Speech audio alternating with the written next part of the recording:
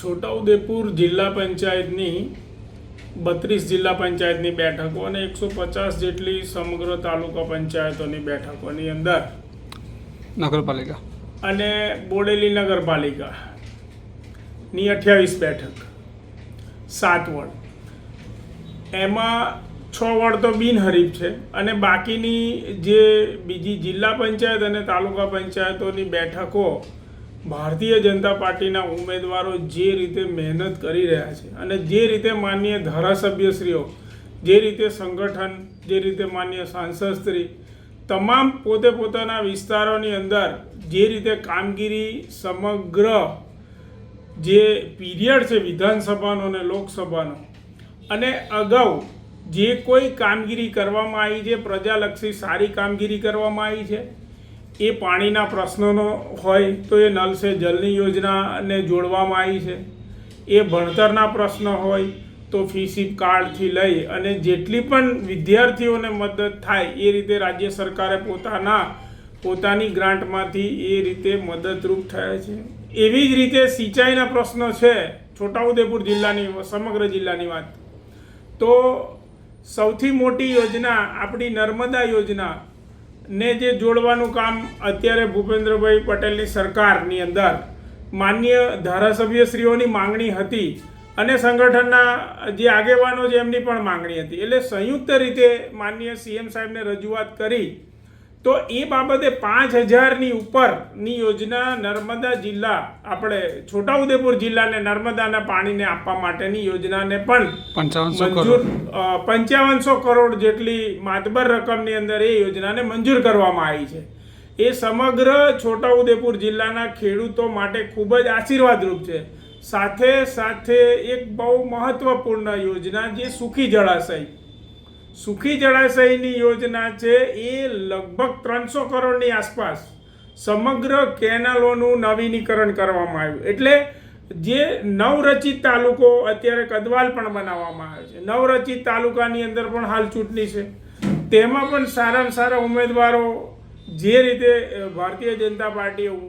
ઉમેદવારો ઊભા રાખ્યા છે, સમગ્ર જિલ્લાની અંદર ખૂબ સારી રીતે ચૂંટણીનો પ્રચાર ચાલી રહ્યો છે અને ખૂબ સારી રીતે ભારતીય જનતા પાર્ટી આગામી સમયની અંદર 32 બેઠકો જીતશે. સાથે તમામ તાલુકા પંચાયતો જે છે 150 તાલુકા પંચાયતો જીતે એવી હાલની અંદર પરિસ્થિતિ જોવામાં મળી રહી છે. સુખી જળાશય યોજનાની વાત કરીએ તો એ યોજનાની અંદર ખૂબ જ મોટા પાયે ફેરફાર કરવામાં આવ્યો છે. એ તમામ જે કેનાલો જે ખૂબ છેલ્લા ઘણા સમયથી જર્જરિત હતી, એ સુખી જળાશય યોજનાની અંદર માનનીય ધારાસભ્ય શ્રી રાજેન્દ્રસિંહ રાઠવા સાહેબનો સતત પ્રયત્ન અને માનનીય ભૂપેન્દ્ર પટેલ સાહેબની સરકારનું ખૂબ આશીર્વાદરૂપ જો કામ સૌથી સારું અત્યારે આ જિલ્લાની અંદર થયું હોય તો એક તો સુખી જળાશય યોજનાની અંદર ખેડૂતોને ખૂબ મોટો લાભ મળવા જાય. 500 કરોડની નર્મદાનું પાણી લાવવા માટે છોટાઉદેપુર જિલ્લાને ખૂબ આશીર્વાદરૂપ યોજના માનનીય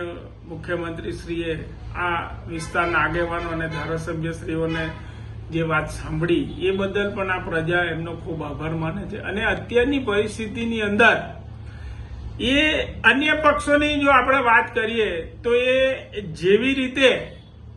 ચોમાસું આવે અને